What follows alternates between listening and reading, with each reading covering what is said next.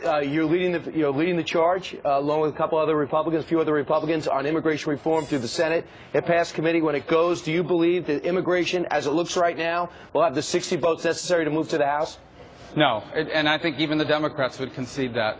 And there's a few reasons for it, but one of the things we've learned over the last few weeks through the open and process that it happened through the committee process and all the public input that we've gotten is how little confidence people have that the federal government will enforce the law. In essence, what people say to us is, we know we have to reform the legal immigration system. We know we have to deal with the 11 million people that are here illegally, but we're only willing to do that if we can make sure that this never ever happens again. We don't want to be back here in 2 years, 5 years, 10 years, dealing with another 5 or 10 million illegal immigrants. And so that's the key. And people don't trust the Department of Homeland Security to do the job or to come up with a plan that will do the job. So I think we'll have a lot of work to do in that regard if we actually even want to pass it out of the Senate. And I think the House has its own criteria that they're going to apply. So this is nowhere near being done. I'm optimistic that something good for our country can happen, but it needs to happen the right way. And that's what we're going to continue to focus on. But if it's not done, Senator, why'd you vote for it? Why'd you vote for it out of committee?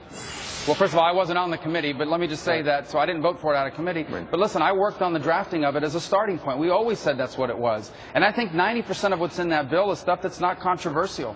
We reformed the agricultural workers program. We reformed the programs with regards to high-tech visas, and we go away from a family-based immigration system to a merit-based immigration system. But there are parts of it that still need to be improved. That's the way the legislative process should work. Well, I think look, I think Marco Rubio, if he were in charge, Marco, if you were in charge of enforcing the border, I wouldn't worry about it at all. Okay, if that was you doing it down there, and if you were absolutely doing it.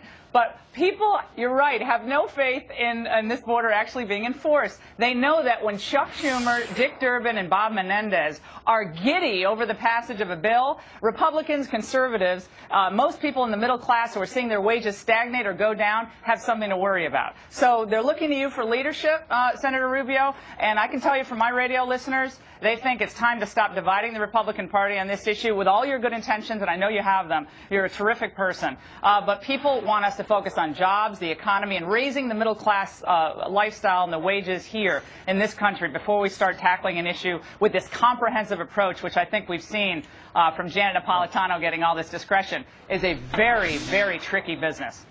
Well, I think there's agreement about the discretion part, and that's what we're working on addressing. As far as immigration and the economy is concerned, it actually is linked to the economy. If you look at our legal immigration system, if we didn't have a single illegal immigrant, we'd still have to reform our legal immigration system because it is related to our business and our ability to grow.